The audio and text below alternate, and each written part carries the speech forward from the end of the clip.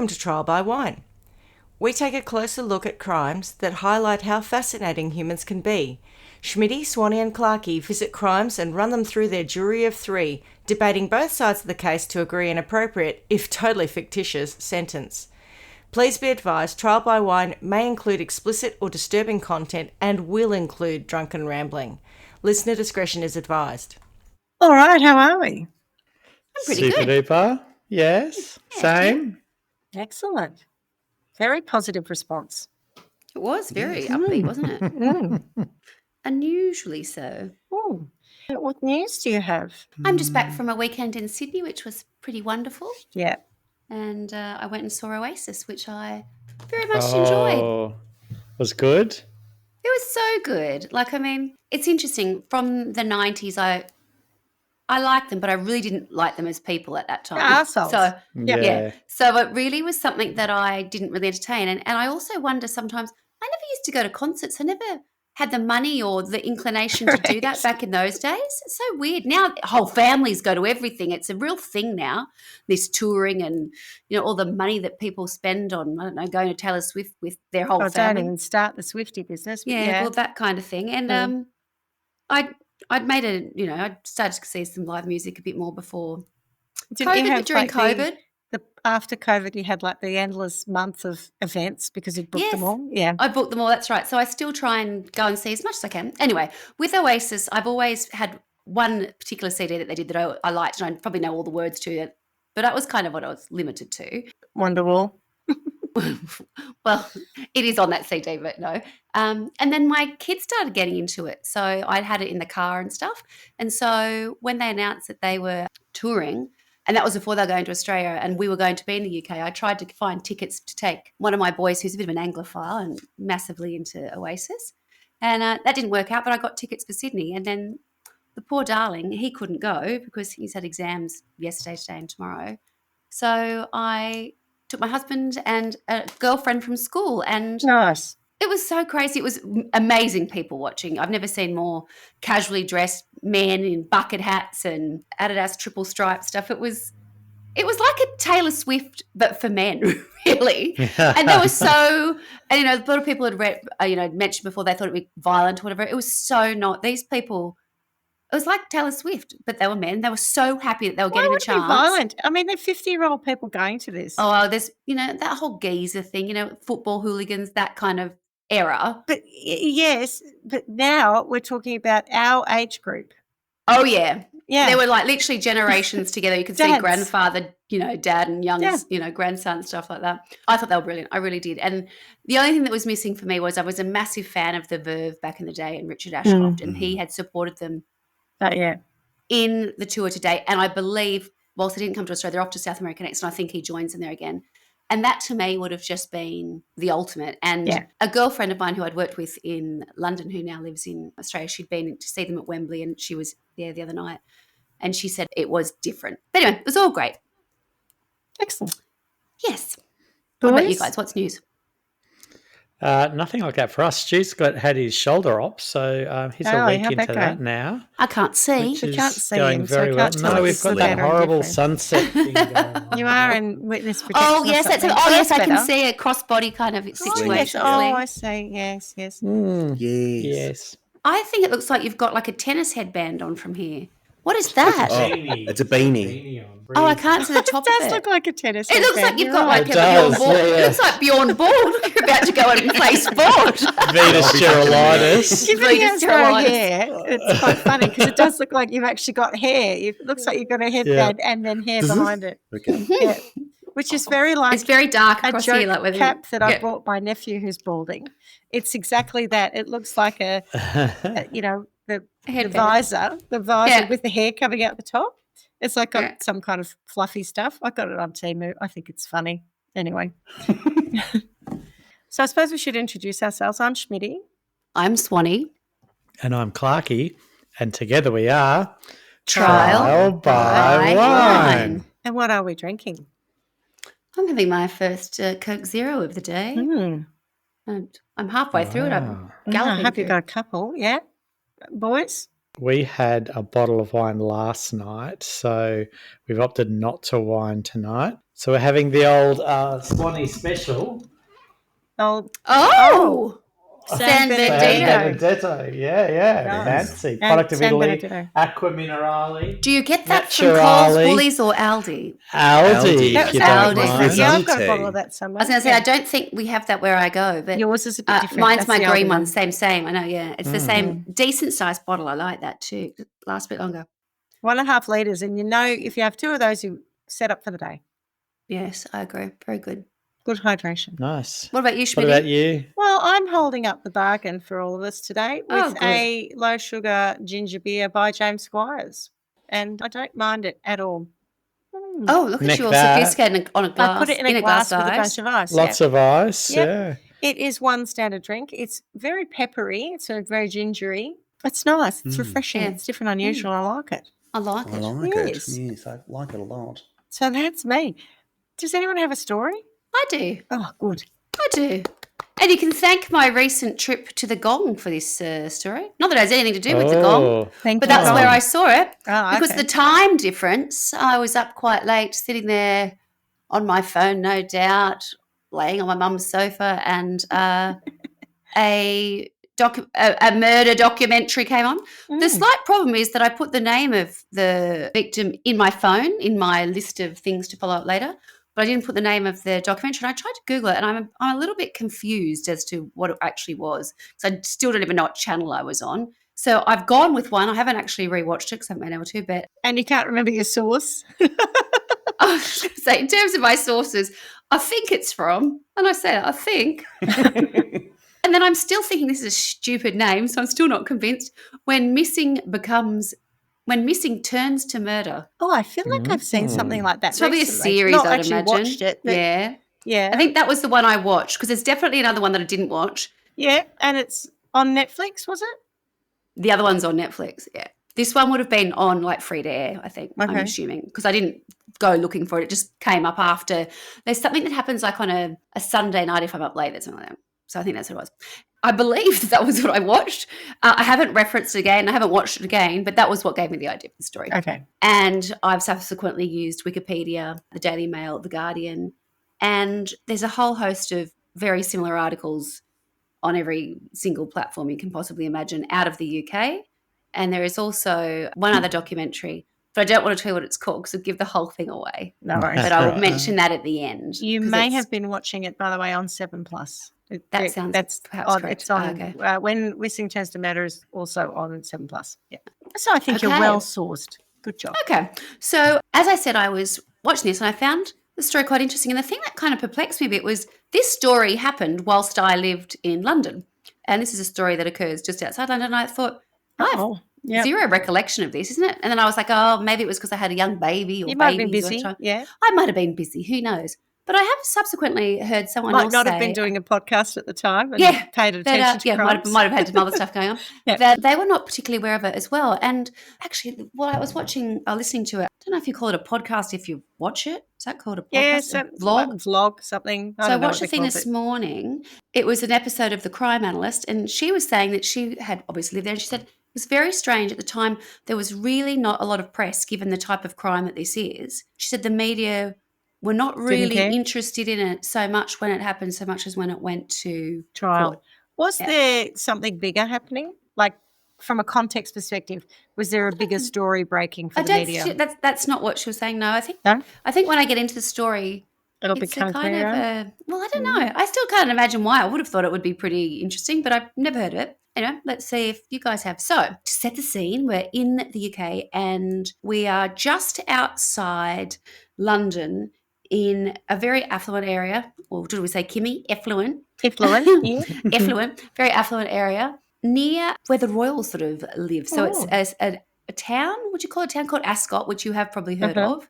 And it sort of is on a border of the Great Windsor Park, which I believe was I guess it was King's now, but the Queen's Park. So it's this huge area of land that's probably it's private, but it's public, and it's very wooded, very dense kind of thing. So it's a really exclusive area to have your house sort of backing onto that or living nearby.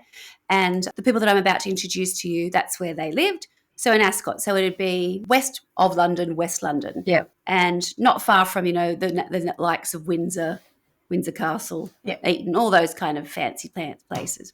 So that's where we are. Now, I'm going to try something slightly different today in terms of building and getting to the scene of the crime. I'm going to go in hard, and I'm going to go in with a piece that was written by The Guardian, because I think it is so well done. And what I will reveal later is why it was written the way it has been. And this is just an article that was in a newspaper, but this is what it says. The facts are these, full stop.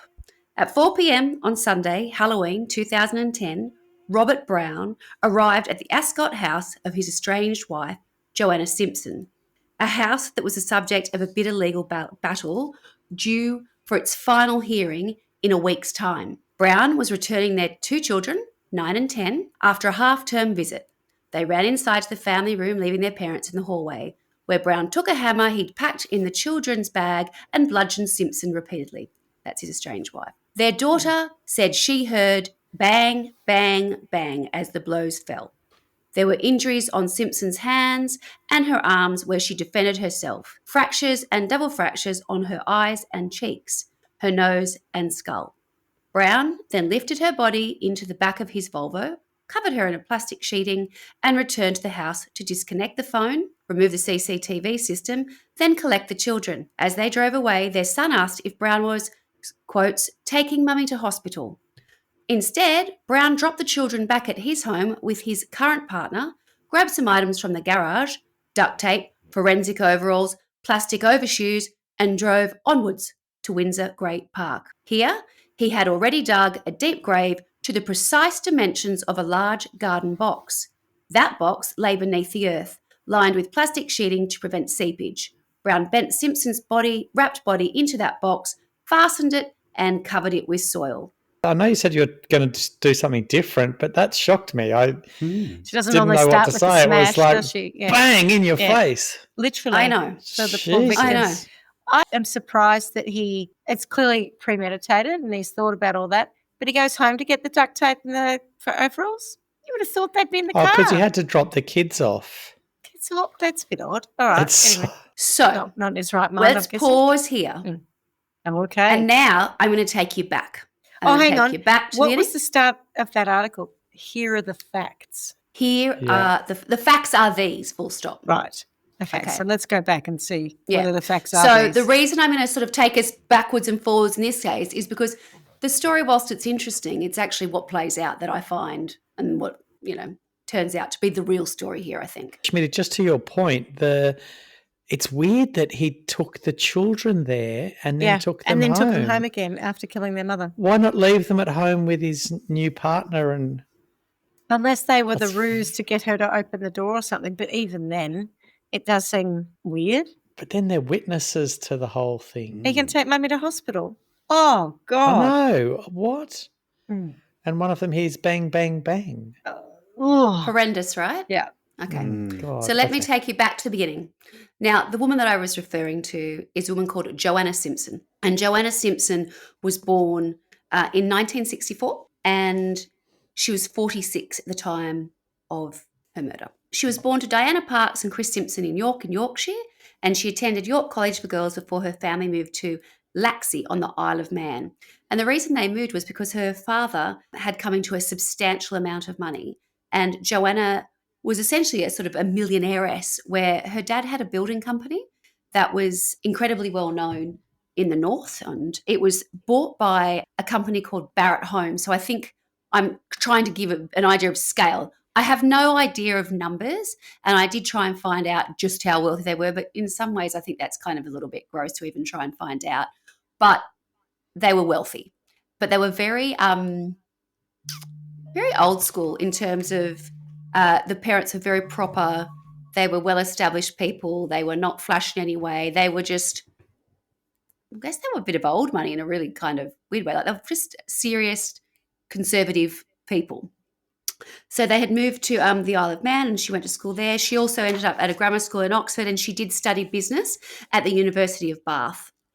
And then after she'd finished uni at Bath, she actually first of all set up... I think you'll find it's pronounced Bath. Is it? By the locals. Yeah. Bath. Sorry. University of Bath. Bath. Bath. Sorry, I can't even say that. Of course you'd say Bath, wouldn't you?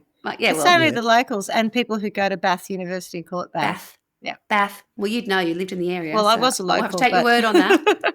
You But took not me born to and bred. Bath. I've only ever been there You've with been you, to I Bath think. with me, that's right. I think I've only ever been there with you. So after she finished uni, she actually set up a bed and breakfast. And you kind of have to remember, this is before Airbnb. So she wasn't doing it in the sense that she sort of had a home and was just cleaning it up to have people come in. She wanted to offer this experience of a nice home, and she was very personable and the kind of person who was, I have this sort of idea of like a little bit of a Martha Stewart meets Nigella. So kind of well-to-do, well brought up, can make things happen, can turn her hand to anything. She can sew, she can cook, she can clean, she can entertain. She loved throwing dinner parties. She was just a real hostess. So I think that's kind of the best way I can look at it. And had, loads of adoring friends, adoring family. And she was married, and that marriage did end amicably. So when she goes on to meet the gentleman who I was referring to before, she has been single for some time, and she is living in her own home, which is the home in Ascot that she owns, and she is running that as a bed and breakfast. As I said, sort of on the outskirts of London, Right. near Great Windsor Park. So the house that he kills her over because it's contested in a divorce was hers. It's hers at this point, yes. Right. So, good to know. Little Before bit- they met and got married, so he contributed nothing to the purchase or mortgage of said house and therefore doesn't deserve it. Mm-hmm. right. So the gentleman's name is Robert Brown, and Robert is Scottish, and he is originally from Edinburgh. His father had worked in shipyards and his mother had worked for RBS. Actually, no, I don't know if that's right. Bank of Scotland is not RBS, is it? They're different. Royal Bank of Scotland and Bank of Scotland are two different banks. I didn't know that. I thought that was the same thing, but you could be right. I feel like there's some You could be right. sets them apart. She he didn't was work a for passionate- Scottish widows, though. No. He was a passionate runner, and he had actually been the UK trail running champion 3 times. So very fit. Where it gets a little bit more interesting is Robert Brown was a British Airways pilot. In fact, he was a captain. And he was a pilot who flew long-haul flights, usually to San Francisco, Los Angeles, Hong Kong. And at the time of Joanna Simpson's murder, he was actually captaining Boeing 747s for British Airways. So the real deal. He wasn't just some little guy doing, It's a very stressful job commuter too, by flights. the way. It is a very stressful job. And there's a lot, as we know, High suicide rate and given- stuff. and a lot of psychological testing that has to go with it to make sure, A, that they're good candidates and that their mental health is something that is That they're remains resilient, 'cause healthy over a it's- while. Yeah. He was described as quite reserved, although he was also described as just downright rude to people as well. So he was a bit of a prickly rude. character. When he met Joanna, as I said, she had previously been married. He hadn't, but the previous marriage had ended amicably, so there was no issue there. And when she met him, I think there was sort of a bit of a whirlwind romance. And I've heard him be described as dangerously charming. Yeah. So in my mind, obviously I've seen pictures of him. I haven't seen any footage of him or anything to suggest that it's, it was super charming or anything like that. I've seen footage of him speaking at their wedding. And other than that, very little, but he's quite statuesque. I can tell that he is conventionally handsome. And I think it's that thing of a man in a suit, somebody in a position of power, and British Airways, whether you think it is or not, for a long time, it was kind of the advertising that went with it, the sort of the kudos that came with that brand. It was kind of the airline, you know what I mean? British Airways absolutely. was, quite a, what's not important, what's the word I'm after, I wonder? It was impressive, right? So to meet a man who was a captain, a British Airways captain, I imagine that could be quite captivating. So as I said, they had a very whirlwind romance, and they met in 1998. And not long after this sort of whirlwind romance, Robert Brown moved into the home in Ascot that was owned by Joanna Simpson, and he quickly proposed to her. So he'd moved into her house in September of 98, and he'd proposed to her on Christmas Day. Apparently they were in Hong Kong. He'd done like the Christmas flight. She'd gone out there with him, and he proposed and suggested they get married quite quickly. So they were married in February of 1999. Is that because he fell in love with the house when you moved in? I don't know. Nothing Or to a suggest lifestyle. so. Yeah. I don't know. He moved in and then quickly proposed. Oh, this is a nice house. But what I've never really got to grips with, and it's never been mentioned anywhere, is my understanding is that if you're a captain, you get a fairly decent whack, right? You're getting a pretty good wage. It's not like this guy's struggle town going, oh my gosh, I need her to look after me. But I think where things take a definitive turn, when there's like bits along the way where you go, here's a junction. Sliding doors moment. Yeah. This is the moment. And that moment is her parents had met him and they didn't really warm to him. But that was kind of neither here nor there, I don't think. I don't think it was awful. They were just sort of like, oh, he's not particularly polite or kind. I think he's a bit cool. And as I said, I've seen her described like once or twice as an heiress. I think the reality is, of course, if her parents are there, then she would come into some more money. But she wasn't living like a rich woman. Yeah. No, but there's assets, and behind that was a wealth that was there. So her father made the couple sign a prenup. And I don't think he liked that from the very outset. That was always a problem for him. It's just a problem, full stop, because if someone is weird about that, then what does it say about their motivation in the first place? Yeah, exactly. I think both ways, though. Prenups are just weird. Yeah, and they don't really count for much, but I guess it's more from my perspective. If someone said to me, sign a prenup, I'd be like, well, because I'm not marrying you for your money. Sure. If it wasn't a big deal, or if it wasn't about the money, then it shouldn't have been too much of an issue, I shouldn't think. No. But clearly it was. It was. Things didn't go on for long before there was a little bit of a sour note. So from her honeymoon in Cape Town, Joanna called her mother and said, I've made a terrible, terrible mistake. He's being really rude to the staff. Like just things like, right. When you go, it didn't have to be a big thing. He wasn't hurting. He didn't do anything to her. But from the very outset, he was behaving in such a way that I don't like this man. On the honeymoon, he couldn't keep a lid on it. He was just being so aggressive and rude to the staff. Well, what they say, the Guinness is meant to go on. Absolutely. So there was once he was like, they were married, he was like, rightio. There's something really gross about people being rude to staff it just grates at me. There's no need for doing their it's best. Just disgusting. No, it just... No, but it's a shitty sign. Oh, no, you're absolutely right. Just the way you treat people. It speaks to their character. Absolutely. And I could totally imagine going on a honeymoon with someone, and if that was going on and you hadn't seen it before, just going, oh my God, what have I can't spend the rest of my life with someone who's rude to the staff all the time.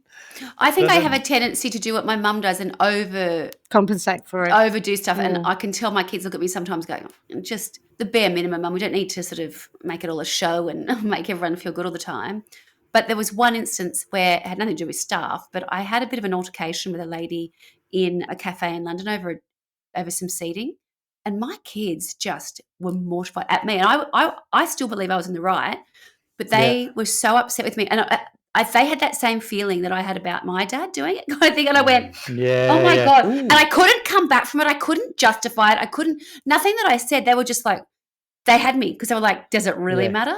Like, you were right. Yeah, you got the chair, but oh my God, the way you got it, you were so like, and I was like, oh my God. I've got nowhere to go. I just did what they said I did. Kids don't know how I've had to fight to be where I am today. Oh, yeah. You don't understand the effort it takes me to not punch people. Yeah, right? I know, right? So the fact that on one occasion I had to win the chair. I should win the chair a lot more often, but I don't. I know. I give the chair up a lot. So don't you dare question my winning the chair. Don't come the chair with me. That's right. Don't I'll go you. Yes. Yes. Cheeky. Anyway. I mean that in a physical way. Oh, goodness. Right. So the honeymoon was not a great success. Over. As they would say. As I said, I think the honeymoon is over. I was going to ask, recap, how long had they been together at this point? I know it was all a quick and I think it was probably a year max. So he's moved in September. They're married 98. They have been married February 99, and I'm going on to say they come back from the honeymoon where she's gone, oh God, I don't know what I've done. I'm feeling like this might be a terrible mistake, only to find out shortly thereafter that she's pregnant, of course. February. 5 months. No. So 5 months from meeting to getting married. Is that what you just said? Well, 5 no, not months from moving necessarily in. from moving in. I moving don't in, know right. exactly when they, but I think it was a whirlwind. So let's say a year tops the whole thing. Oh, and he's away for a lot of that because he's doing long distance flying. Correct. So, Yeah. because the point I was going to make is, which people make about long distance relationships too, is that when you're with someone, they can more easily hide their true Speaking from character. experience, are we, A little Schmitty? bit. No, Andy wasn't like that. But I mean, he was a bit of a shit in the end, but he wasn't a wife-beating. No, I didn't. I murdering- didn't mean that. You know what I meant. I just meant. And I mean, he was a charming Scotsman, so there are some parallels. But oh yes, and we did meet in '99. There are some parallels. However, the difference is that he didn't murder me, which is A+ for a start. But That's a good difference. all I was going to say is I think there's some statistic that says something like if you can hide who you are for about 3 months, and then people start to work out through your behaviour what you really like. Yep. And if you imagine that he's away doing long haul flights quite a lot, she would have had him at home. She would have been doing her thing. They would have had some intense periods together. But when you truncate it, put it all together, he had that opportunity to hide his behaviour until they were married. As I said, she comes back from Cape Town. She finds out shortly thereafter that she's pregnant, and in December of 1999, she has their first child, and their second one is then born in May of 2001. So they end up with a boy called Alex and a daughter called Katie. But why would you have a second child if the man you're with is a dickhead? I think that perhaps you might think he's a dickhead, but you might just really love being a mum and adore having children. And I think that's quite a common thing with women where they just think they can deal with that. They can deal with it. He's away flying most of the time anyway. Yeah, exactly. You know, she's got her own little business that she runs. She can do it with her kids at home. This is one of all the things that like her friends sort of talked about. They were sort of saying she had this setup that really worked for her. She really wanted to be a mum. She really wanted to work so that she, could use the skills that she had and be this sort of hostess. He was away often and it worked. And it worked for her. So I don't think having the second child, I can understand why, if you're in a terrible marriage, it's also not a great idea. But this is still 2001. So it's still early days. And she might not have actually by this time thought it was that bad. We just don't go out anymore, so I don't have to see She might not have gone on holidays anymore, That's so right. you can't be rude to the staff. That's it. Yeah, we just don't go Their out life together. might have been quite lovely, to be perfectly honest. If I'm the just focus a then homebody nowadays. is on the children, there could be stuff that was actually he still might be not the nicest character, but when the kids are there, that might dilute that. He's traveling. They live near Heathrow. They're not far from Heathrow in terms of work. It's probably a quite interesting life they're in. He's in, he's out. They're probably able to travel to really incredible places because of his job. So, there are perks, and I'm sure that there were probably aspects of it that were really nice. Yeah. He's in, he's out, she's pregnant again. Absolutely. However, I suppose it lasts quite a while. Their marriage finally does start to break down. And in January of 2007, so that's several years, so what's that, 6 years after the second child is born, she does seek some counsel regarding her marriage. So she goes to see a solicitor because he has accused her of having an affair, which is categorically not true.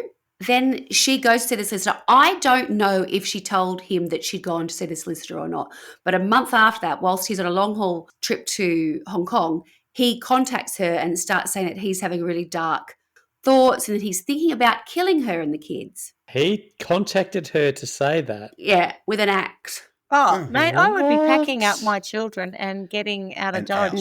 Off we fuck. And So reporting that to the police, but getting the fuck out of there. That's terrifying.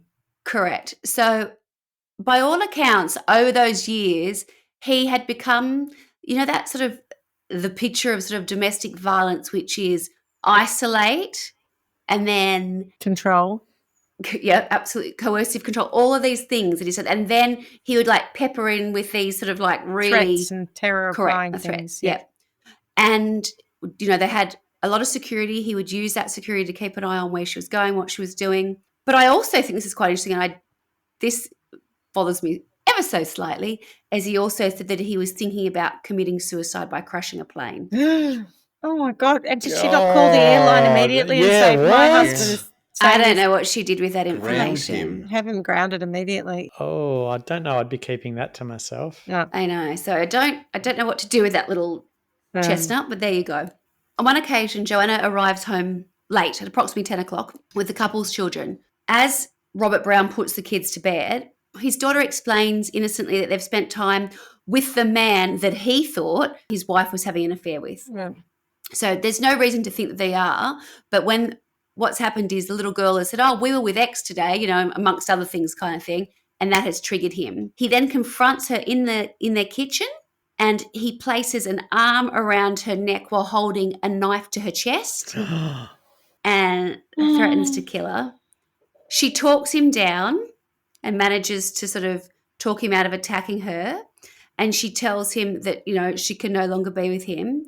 And he said, fine, you can leave, but you're not taking the kids kind of thing. So this is where it all starts to really escalate. Mm. The next day she leaves to go and be with her mother on the Isle of Man. And they talk on the phone, and he threatens her and basically says, if you tell anybody about what happened last night, the worst will happen to you. So just you keep that quiet. Wow.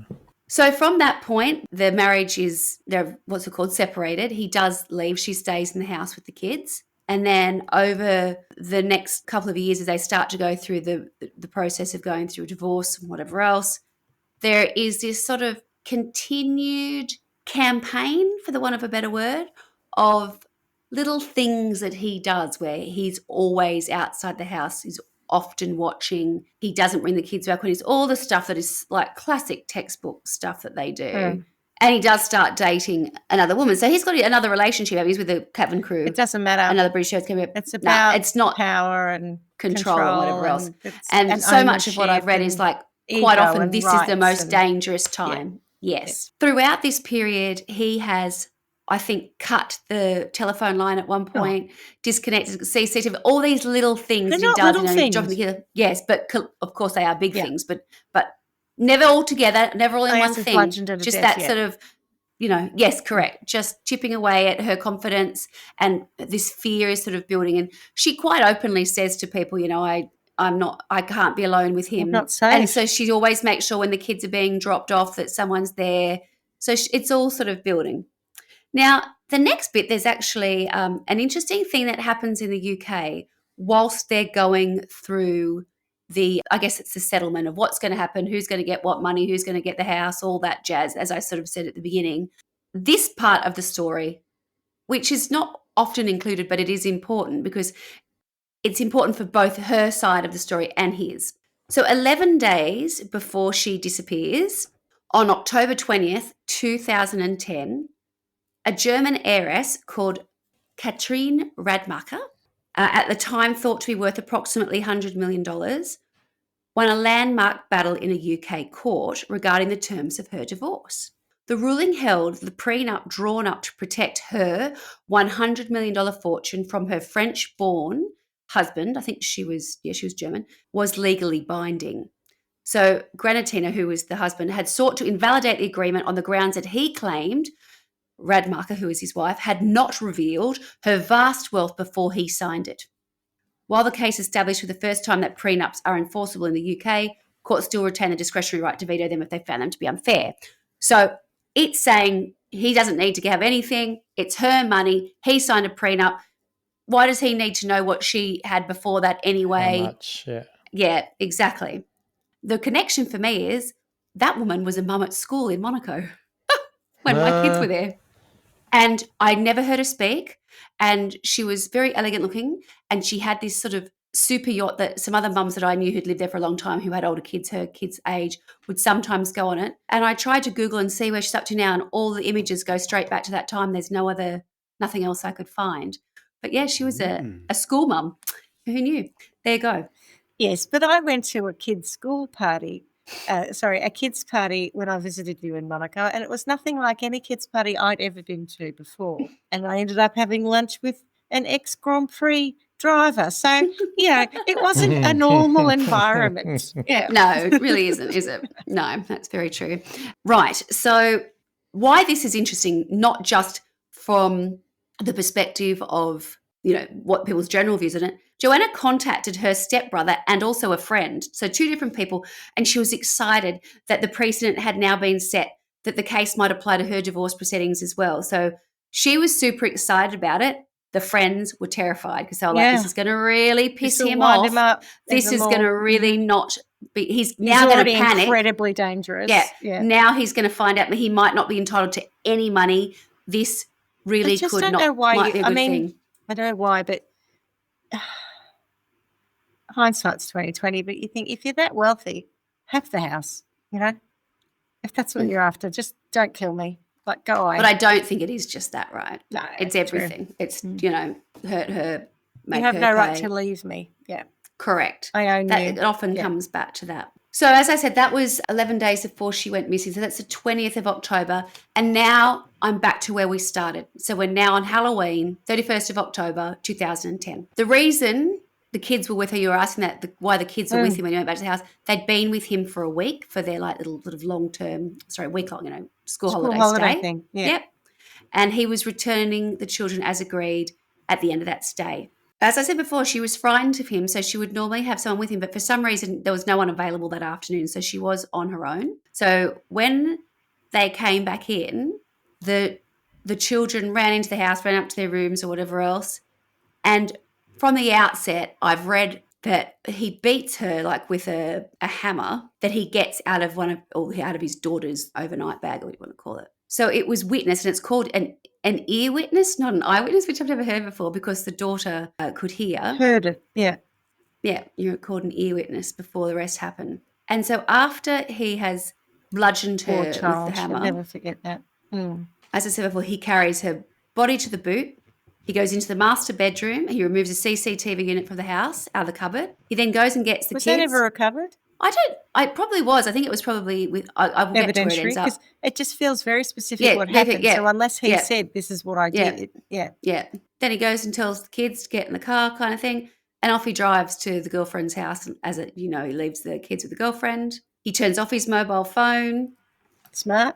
Turning off your mobile phone, it's one of the first, that doesn't happen very often. And it's at that time that he takes Joanna's body to a remote area of woodland in Windsor Great Park. Great Windsor Park, yep. Where his shallow dug grave was ready to go.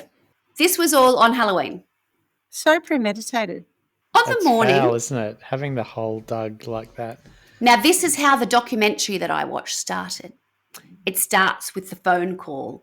So that's why I thought maybe I had seen it on, when I saw it when a murderer calls. Maybe it was one of those and I couldn't find it. So remember I've done a story like that when a murderer calls. I do. Same. That's right, you did, yes. So this is also how this documentary started. Right. Yes, okay. Yes, I get the connection. So on the morning of the 1st of November, the day after the murder, Robert Brown makes a phone call to police and he's requesting an appointment. Yes, you heard that, an appointment to discuss a serious domestic incident that he'd been involved in. Now, I've obviously listened to this and it is so bizarre. Like he's sort of calmly saying, look, there is a domestic situation and I would like to come in and speak to somebody. He doesn't sort of say he wants to speak to police. He just sort of saying he wants to speak to someone. And the call handler, at first she's kind of trying to understand what he's actually really asking. And then she's sort of saying, is there something happening now? Do we need to send someone? How is this sort of going kind of thing? What have you been involved in? And so that phone call obviously triggers a couple of things. And the phone call raises concerns about Joanna Simpson's welfare. So the police are dispatched to her address. And upon forcing entry, they find blood in and around the property. Mess everywhere, I'm guessing. Yeah. But Simpson was not there. Now, Robert Brown takes himself to Maidenhead Police Station. And when he's there, he is arrested on suspicion of murdering Joanna Simpson. Now, police assumed that as Robert Brown had handed himself in, he would disclose what had happened. No. And where Joanna Simpson was. No. Quite the opposite. He was interviewed approximately 9 times, but repeatedly said and really only said no comment. Can you imagine how frustrating he he turned was? himself in and said no comment. Yeah. Wanker. So he then goes on to sort of start portraying himself as the victim of an acrimonious divorce. And he cited at that point the prenup as a reason, which interviewers sort of saw as obviously a possible motive for the killing. And it wasn't, so that was, the 1st of November. And it wasn't until the 3rd of November that they actually show him some photographs of the blood within her house. So he stops the interview. He asks if he can go and speak to his solicitor, which you can see all this. And then they come back and she reads a statement. And he says that he had lost control and pushed her before trying to hide her in a box from the garden centre and burying her in Windsor Great Park. Why do I keep that Windsor Great Park? Is it Great Windsor Park? I don't know why I kept saying that. And then on the 4th of November, Robert Brown accompanies the police to the secluded area of woodland near Legoland, Windsor, been there. We keep calling it Windsor Great Park because that's what it's called. Oh, good. Well, that makes sense. It doesn't. Windsor Great Park. You would probably say Windsor Great Park. Yeah, it's great. Windsor Great Park. Better than Windsor Shit Park. It is. Don't go there. And sure enough, they find Joanna Simpson's body in the black bag within the buried plastic box. So 4 days later, he's singing like a canary. He's like, I'll take you. Mm-hmm. Well, yes and no. He's taken them to the body, but he's not singing like a canary. Quite the opposite. He's creating this. Is he still no commenting? Story. Predominantly, yes. He said a couple, with the exception of, it was an acrimonious divorce. She had it coming. She had it coming. Yeah. Correct. The postmortem revealed that she had been attacked with a claw hammer. Oh, my God. And had been beaten with heavy force to the head at least 14 times. Oh. Her body, 14 times, right? It just seems like a lot. It is a lot. But this comes up often with these crimes. It's annihilation. It's just want to smash her. Wipe you out. Wipe her out, yeah. Yeah. Her body shown signs of self-defense where she'd raised her hands in an attempt to protect herself. Yep. And they say that any one of the impacts from the hammer could have been the fatal one. So they were all that bad. Wow. And I do know, because it's on Wikipedia, that they did move her body and she's now buried on the land that belongs to her family on the Isle of Man. Of course they moved her body. Oh, I didn't mean that. We just left it there. That was a really stupid thing to say. Tombstone there. No, they left her in like the morgue or whatever. No, she's still left her in the plastic box from the garden centre. Yeah. Well, look, it was plastic. It was lined so you didn't have seepage. What's it called where you have the the postmortem? No, coroners. The coroners. Yeah, she's still the coroner's school. Coroner's office. Windsor Great Park is a little less great after this event. I think you're right. Okay, so this is where it gets really interesting, I think, anyway, when we get to the legal proceedings. So this happened end of October 2010. On the 11th of May 2011, Robert Brown first appeared at Reading Crown Court in a trial which lasted 10 days. He denied murdering Simpson, but admitted manslaughter on grounds of diminished responsibility. Piss off. The defence provided a psychiatric report that stated that he was suffering from a mental disorder at the time he killed her. Yeah, he was. That old chestnut. Being an arsehole. The first psychiatric diagnosis was made when Brown was assessed by MEC Alcock, a consultant forensic psychiatrist engaged by the defence vet team. He diagnosed him with stress-related adjustment disorder. He told the jury that particularly stressful events in Brown's life, such as the acrimonious divorce, had contributed to this disorder. He explained that this could be that could cause a person to become mentally and emotionally unstable, impairing Brown's ability to control himself. In contrast, Philip Joseph, a consultant forensic psychiatrist engaged by the prosecution, disagreed with this assessment. Having visited Brown in prison, Joseph described him as an intelligent man, a resilient person, and someone in control, suggesting Brown would have been unlikely to continue as an airline pilot if he could not manage with stress. I was going to say, and you spoke earlier about the fact that airline pilots are tested, etc. Yes, do you know whether or not they're tested regularly? Or I believe they are. Yeah, I don't know how often it is, but whether it be like every 5 years or 2 years, I think that they are. And I think that as a result of some planes going missing and people not actually understanding whether or not they were shot out of the sky or people were committing suicide or it was terrorism, people don't know. I think that the airlines have to be particularly vigilant now with more so than ever. Do you know what I mean? I'm sure it's always been an issue, but, I think that it'd be definitely something that they wouldn't want to be coming back to the airline after they've lost a plane going, oh, turns out your pilot had... Your pilot's just going through a nasty divorce. Stress-related adjustment disorder and was thinking about ploughing it into... wife that he might Yeah. smash a plane and It kill sounds everyone. like when your undies don't fit properly. It does. Stress-related Adjustment adjustment disorder. Like I It doesn't really sound didn't very follow that one stupid. for a second there. I'm like, it sounds like what? It just does. Or Well, is like it you gotta. I mean, I haven't had to do it, but adjustment-related stress you got disorder? your wire in your boob thing's not right, and it's Yeah, it's it's more of stressful, an and you got the to adjustment-related adjust underwire. it. stress. Yes, Yeah. the wire in Yeah. your boob. Oh, I've just got stress-related adjustment disorder. I just have a scratch. That's the only helps. It's awkward for everyone. Oh, I totally get it. On the first day of the trial, Joanna Simpson's friends gave evidence, particularly relating to the knife incident that I talked about in the kitchen after she'd come home late and the daughter had said they'd been with someone who he thought she was having an affair with. He just denied that it ever happened. The prosecution argued that the killing had been murder and not manslaughter, attempting to show premeditation by citing Brown having previously dug the grave Dug and a having hole. taken a hammer to Simpson's address, hidden in one of the children's bags.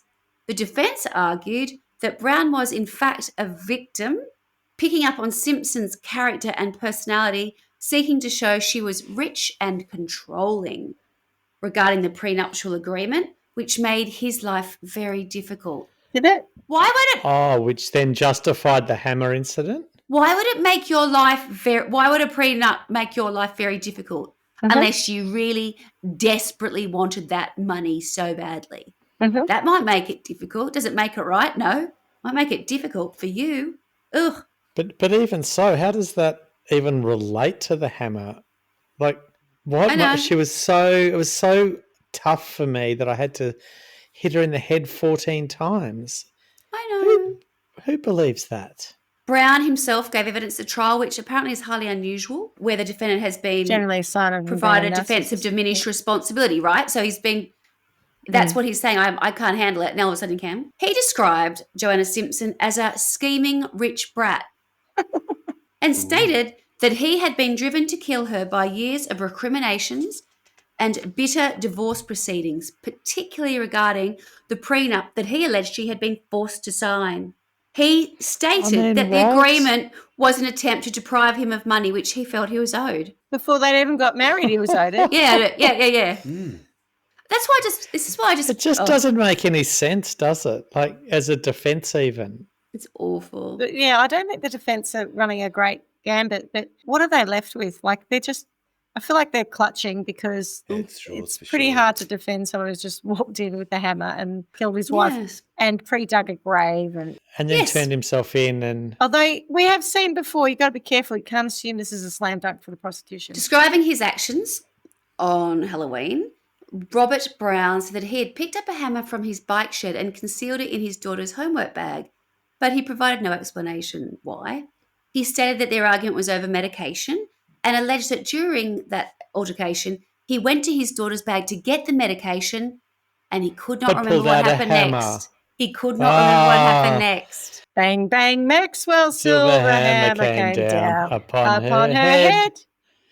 Bang, bang, Maxwell's silver hammer made sure that she was dead. Yeah, it's exactly what happened. He said that his next recollection was after Simpson's body had been buried, when he realised he had the CCTV unit and the hammer with him and also buried those items in Windsor Great Park. Like she must have planted them on him before she headbutted the hammer 14 times. You'll love this.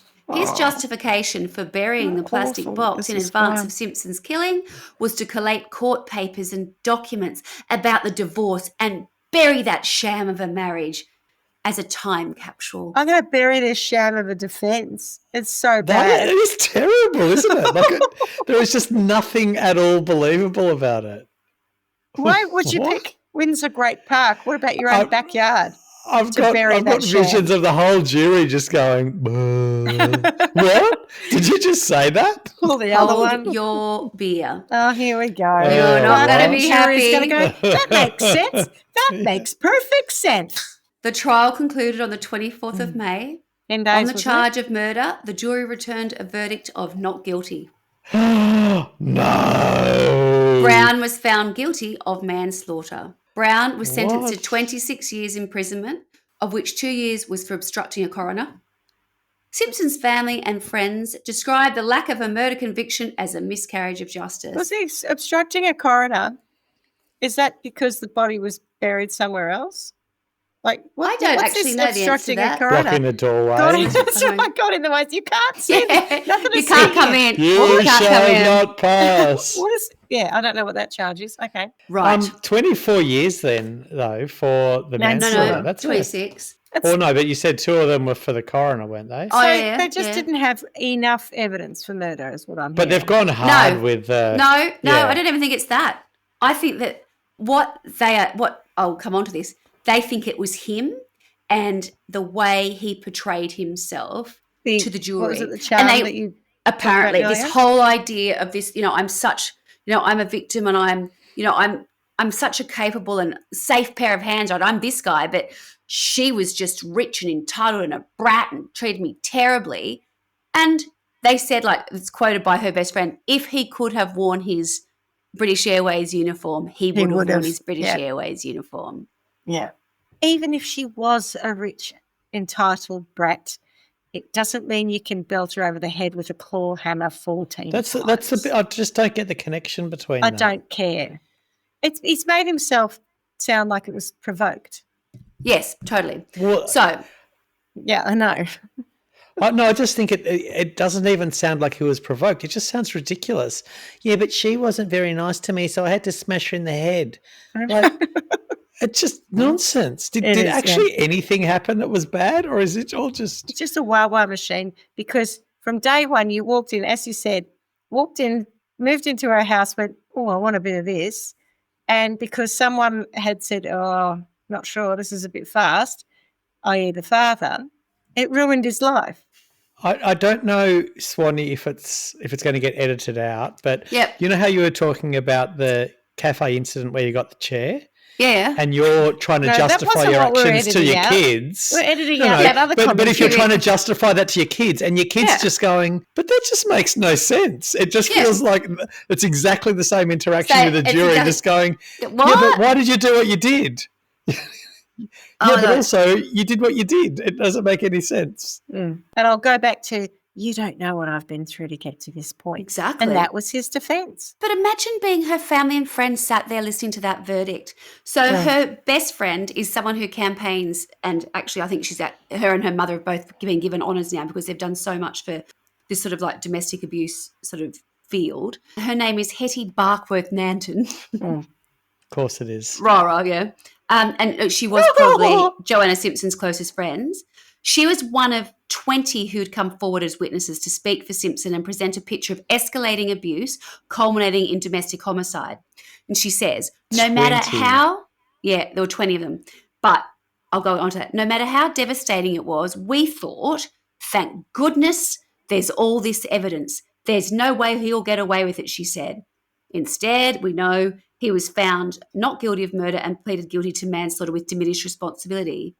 It just beggars belief. She goes on to say that, and this is what I couldn't quite get my head around. I did see it mentioned a couple of times. The prosecution was just, I don't know, relying on the fact that there's all this evidence. So it's a slam dunk. And I think this happens. Multiple cases we've covered where the prosecution are like, yes, we've got this. Like, it's not hard. Any blind Freddie can see the guy did it. And maybe as a result, they don't lean in hard enough to certain things. And then this is what happens. Because that was a shit defence. Oh, totally. And it sounds, I'm wondering where the jury's confused. She said we were told it would the hearing would last 6 to 8 weeks. 10 days is fast. It took 8 days. The 20-plus witnesses who knew Joe and the history of that relationship were cut right back to 2. Two witnesses? Two witnesses. Didn't call them. They didn't call them. And at one point, every time he would say stuff about her, they would go to their lawyers and say, you can't let them say this. You know, we can say this, and they'd be like, gossip. I don't want to hear about it. We're not here to say he said, she said. We're here to get a murder conviction. He wouldn't entertain it. I'm like, oh, my God. How frustrating. How maddening. She also, so then they talk about other, other cases of homicide where things have been It hasn't been someone's husband, right, who's killed them. And they've taken them to, it was a stranger, they've taken them to the site where they were murdered, where they were found. They wouldn't take the jury anywhere. They didn't do anything. And Barkworth Nanton, who's Hetty, she said they didn't, she was talking about another trial, saying how much longer it was. Brown's jury should have been taken to Joe's house and seen where the children had been when their mother was killed. They should have seen how much Joe had tried to protect herself, the cameras, the lights, the alarms, and they categorically should have been taken to the place he buried Joe. It was a key part of the whole thing, and it's so true. It's all there. Like, he murdered their mother in front of them, essentially. Like, it's not He didn't accidentally kill her. It's not manslaughter. But then after that was smart enough to go and do this. It was all premeditated, right? Of course it was, yeah. The fact even the son said, "Are you going to take Mum to the hospital?" Yeah. Oh, yeah. Mm-hmm. What? So bad. So bad. Infuriating. The jury learned almost none of the things they had as like all this sort of supporting work. They found out that the night before he killed her, she'd been working on a divorce statement. So it was in writing. It was like, I consider him to be controlling, intimidating, and a bully. You know, she said, we begged our prosecution barrister to bring it to the court. It was her talking. It was the whole history of their marriage, all these things. And the barrister declined. His response, she says, was trivia, trivia, trivia. Oh. So they've got her writing down the problems. They've got 20 witnesses who would testify to the fact that he's the problem. Yep. And they don't have her writing, and they have 2 of the witnesses. Uh-huh. Instead, a great chunk of the trial was taken up by Brown's own account. He was charming. He cried. He got the jury's sympathy. He was the airline pilot trusted with the safety of hundreds of passengers. If he'd been able to wear his uniform, he would have. The whole stance of his evidence was that Joe was a rich bitch who had led him to do this. Brown claimed that Simpson had railroaded him into marriage with what Simpson, everything he did was wrong. He said Joe had an affair, which wasn't true, and now she was hiding money and taking him to the cleaners. He even said, I knew there was a problem in my marriage when I didn't get my usual birthday present, insinuating a blowjob. And then this is a friend, she said there were just so many times when he was talking, I just was shaking my head, yet it was never challenged. We asked the prosecution why. He replied he was there to win a murder conviction for Joanna, not a popularity contest. Well, you didn't fucking do that either, dickhead. No, it's so bad. And this is because I tried to find out. The prosecuting barrister has since been appointed a judge. Approached by The Guardian, a representative of the courts and tribunals judiciary said judges are never able to comment on cases they have been involved in, whether this is prior to their judicial career or heard as a judge. In court, Brown claimed that the stress of the divorce combined with other factors, including his new partner's miscarriage, I wasn't aware of that, caused him to suffer an adjustment disorder, an emotional disturbance that interfered with normal functioning. Oh. Don't even get that. No. And basically, Hetty goes on to say, with the 2 different psychiatrist sort of outcomes, she said basically what you're asking your jury is to decide which psychiatrist to believe, which is just nuts. They chose to side with Brown, whose story they'd heard in such detail. Because they weren't given an alternative story. Correct. That's the problem with 20 witnesses all their story discounting was there. his. Prosecution decided to not put it forward because it was trivia, trivia, trivia. What an arrogant shithead. So the upshot of the article that I'm reading a lot of it from is from The Guardian, and the reason that was written fairly recently. So that was why you could start off with the facts, right? So that was written 2 years ago when he came up he was actually supposed to be released. And then fortunately, Hetty and Joanna's mother have been, just doing this amazing amount of work for years now on trying to get his conviction changed or make sure he's not allowed out, and also other help for other domestic sort of violence and abuse situations. So he was eligible for release, as I said, halfway through his sentence, which was in March 2023. In March 2023, with his possible release due in November 2023. Simpson's family and friends campaigned against it, citing the Police Crime and Sentencing Courts Act of 2022, which allows the Secretary of State for Justice to stop the release of any prisoner they believe poses a serious risk to the public. The campaign was supported by the former Lord Chancellor and Justice Secretary Sir Robert Buckland, former Home Secretary Priti Patel, Jess Phillips MP, and who was then Shadow Minister for Domestic Violence and Safeguarding, and Carrie Johnson, who was a domestic abuse campaigner and the wife of Boris, former Prime Minister. Yep. And on October 10, the Secretary of State, Justice Alex Chalk KC MP, stated that Brown would not be automatically released from prison and would instead be referred to the parole board. Brown unsuccessfully challenged the decision at the High Court with the rationale that Chalk was overturning something that was previously done by original trial. But anyway, so he's still inside, and they're trying to make it say he is the what I have read about his interactions inside is that he has not been open to psychiatric help. He's as arrogant as ever. He's still not taking any responsibility in any of it. He shouldn't be let out, and he is a huge risk to her family and friends. And his kids, I guess. I mean, what a nightmare. So very sweetly, the Joanna Simpson Foundation has quite a specific task. So it's transforming the care, support and protection of children affected by domestic abuse and homicide. Joanna Simpson was brought up on the Isle of Man. After completing a degree at Bath University, she had a successful career and was married with 2 children. She later ran a successful 5-star bed and breakfast business in Ascot, which gave her the time to bring up her children. Unfortunately, the marriage was not a happy one, and Jo was a victim of domestic abuse through coercive control, isolation and intimidation. This culminated in severe violence and the start of an acrimonious divorce proceeding. On Halloween 2010, at the age of 46, Jo was battered to death by her husband, British Airways Captain Robert Brown, in the vicinity of her children, aged just 10 and 9 at the time.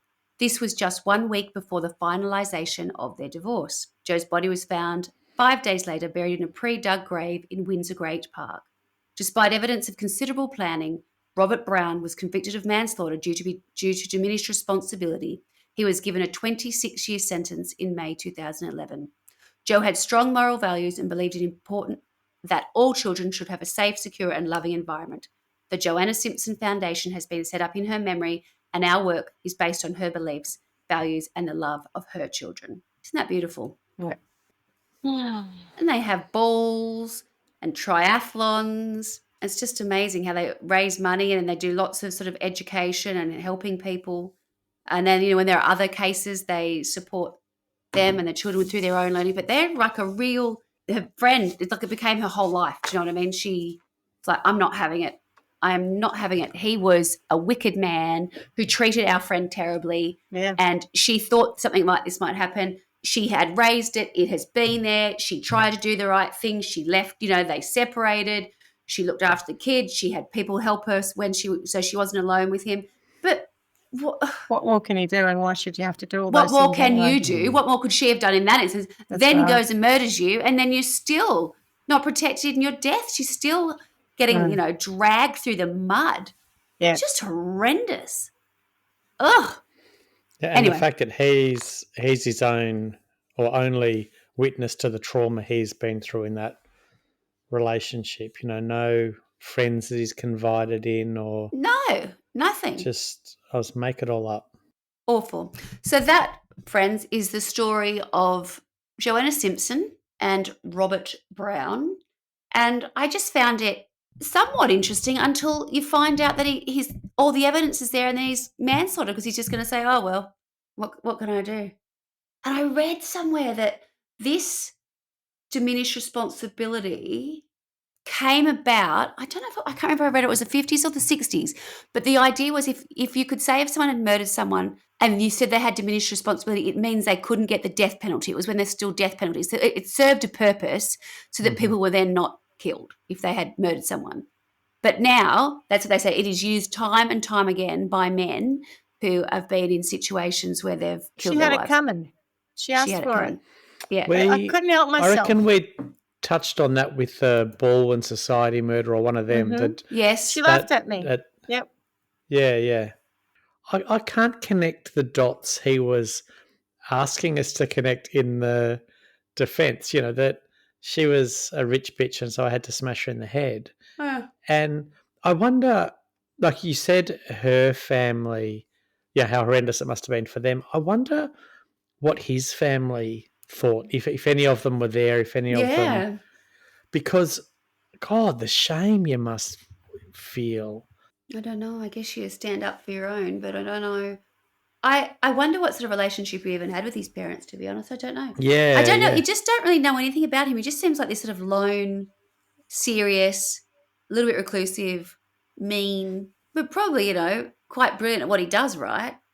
So focused, so methodical. Yeah, I think you have to have certain skills to be a pilot. Yeah. I thought his emotional preparation was control pretty and- impressive. Apparently, God knows where I read this. I read somewhere that he had been to dig the hole. He had to go into that part numerous times, and at one point, like he had the kids asleep in the car. You can't And just do that in one hit. No. Yeah. And then it was measured exactly. All the stuff that he had, like it was all like the plastic drop sheet, that it was waterproof so it wouldn't seep. All this stuff that, he'd done his research. It wasn't just like, I'll just pop down to Bunnings on the way through and pick it up. Or sorry, what would it be called, Schmitty? Home base something? Yeah, B&Q? home base. Yeah, Home B&Q. base. Shocking. Just shocking. So while you've been talking, I've been trying to work out who the prosecution was, and it was Andrew Edis, who, interestingly, is a top silk, and he was the prosecutor in the phone hacking scandal of 2013. Yeah, right. Assuming it's the same one, but how many Edis's are there at QCs at the time? And he'll be a KC now. Yeah, so I've got some issues with his handling of the case, if I'm honest. Trivia. It sounds like he had a holiday booked in 2 weeks' time, so he had to have it done and dusted. So we won't introduce all of that because that's just going to drag it on. But I think he just thought it was a slam dunk. He just thought it's an open shut case. It's so obvious that this guy has done this that it won't be hard for us. What are we proving, Yes. And what you're disproving, actually, is that he actually had diminished. It's not a popularity contest. Well, yes. You're disproving the diminished responsibility.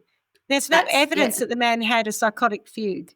No. In point of fact, the premeditation of taking a hammer there in the first place, he doesn't remember anything from that point onward. Yeah. Can you tell me about when you put the hammer in the bag before then? Yeah. Doesn't say that. I mean, I'm not a freaking QC, and I feel like I could have done a better cross-examination at this point in time. And that might fly. Maybe you should go back and study, Schmitty. I think about it sometimes, but then I think, do I need all that money? Like, it's in the debt. Anyway. Sorry. For another degree. Yeah. But also, he dug the hole. It's not like he went there and his emotions took over and he murdered her and then had to it was a measured cover up it all up. grave It's a to grave. exact dimensions. Correct. Yeah. No, 100%. But so regardless of what happened in the room at that time, there's your nothing. garden box. I don't care whether you remember it or not. It's exactly as you planned it to be. Correct. Like, it might have been a bit stressful after you carried it out, and maybe you did forget it, but you planned to carry it out in the first place. Your plan went exactly as it was intended to. Yes. Nothing that diminishes your responsibility. If you had have dug the hole afterwards, you might go, there was something that happened there that she laughed at his little penis or whatever it was.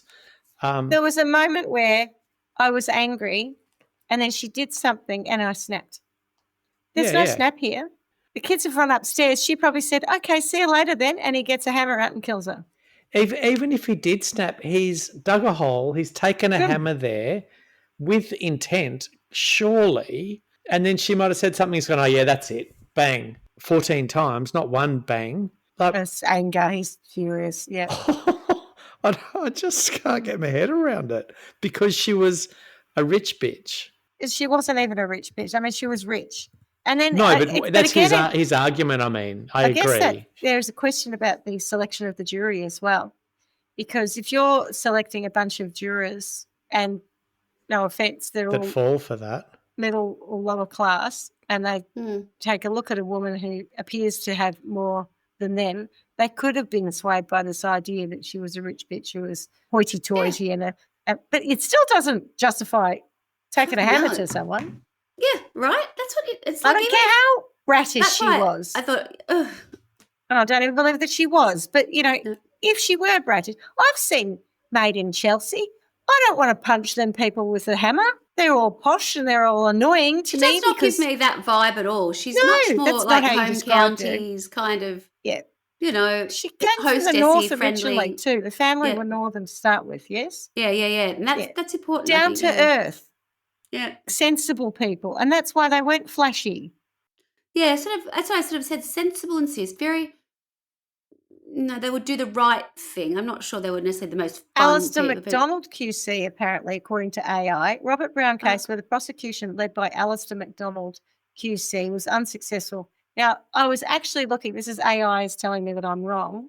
Okay. But I was looking at casemine.com where it says the citation codes for this case are EWCA crime 2796 and the attorneys are J. Whitfield QC for the respondent and A. Edis QC for the Crown. So shut up, AI. Go on. AI You trying were to tell me going that on. I haven't looked at that properly. Anyway, it's either Alistair MacDonald or whatever the other guy's name is. Anyway, you're both naughty if it was you. So sentencing, I'm going to send either Alistair MacDonald QC or trivia. the other one, depending on which one it actually was, A. Edis QC for the Crown. I would like to send them to a humility school because I feel like the problem here is that they were not humble enough to recognise that there were pitfalls in people responding to him and to dismiss the pleas of people who have lost a loved one is bad form. And I think it was repeatedly, right? You may know the law better. But to say trivia is so dismissive as opposed to, look, I understand what you're saying, but the way this will unfold is yada, yada, yada. Like you could have spent the time and had the manners to explain your prosecutorial strategy.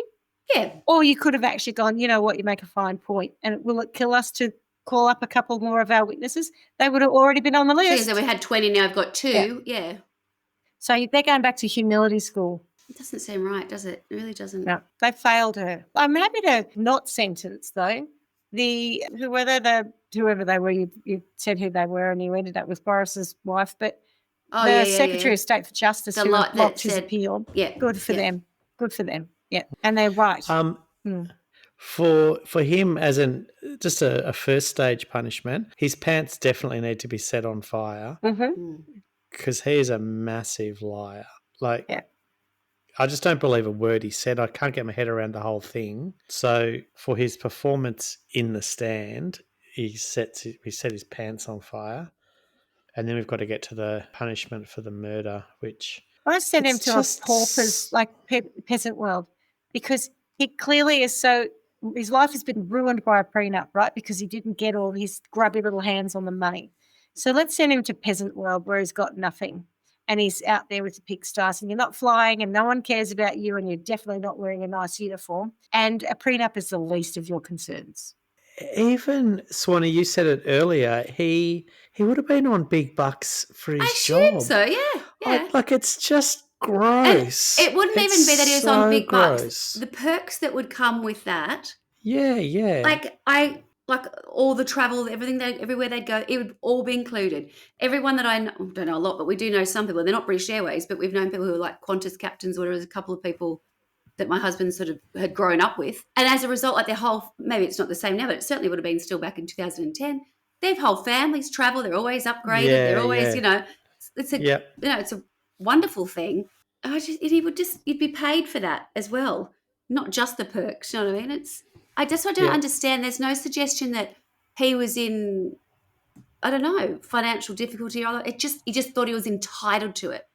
And 60 to 110,000 per year, which in 2010 was a decent amount of money, 60 grand. Is that pounds? Yeah, pounds. Yeah.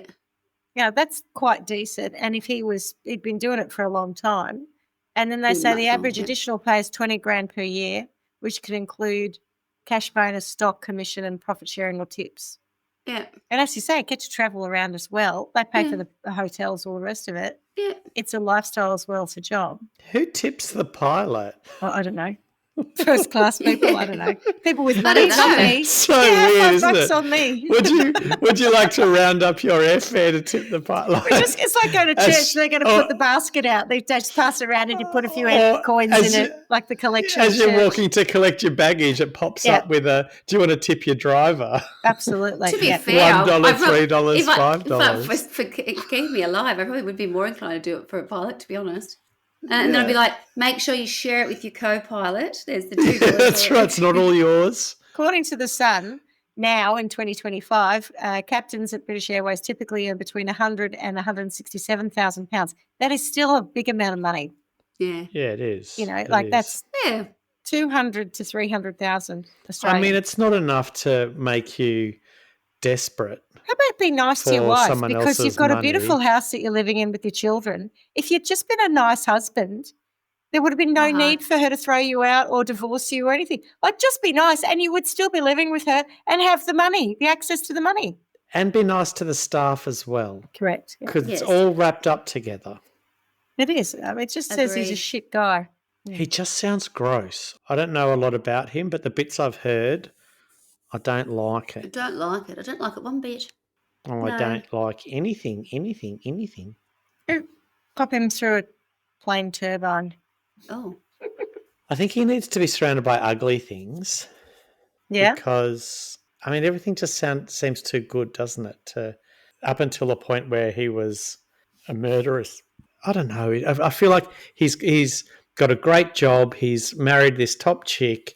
You know, there's all this lovely stuff that the part of her world that he was then invited into as part of that. A lot is going really, really well, and he's ungrateful for all of it. So next time, just have nothing. No one nice in your life if that's what you're wanting. I'm happy if the Justice Secretary never lets him out. Because I agree with him. No woman is safe. He premeditated that murder. Oh, No. without I mean, question. I'm a bit of a fan of rehabilitation, but I don't see that man as being rehabilitatable. To do what he did and then get up on the stand and say just what say, he said, I'm the victim you're like, here. what? I'll make you a victim, mate. I said pet. I said love. I said down. I'll show you. Listen to reason. That's right. No, it's just so disgusting. All right. Any further thoughts? Just happy for him to stay locked up. I agree. Yeah. Forever and ever. Oh, I feel very sorry for Joanna, but she didn't get to see her children grow up.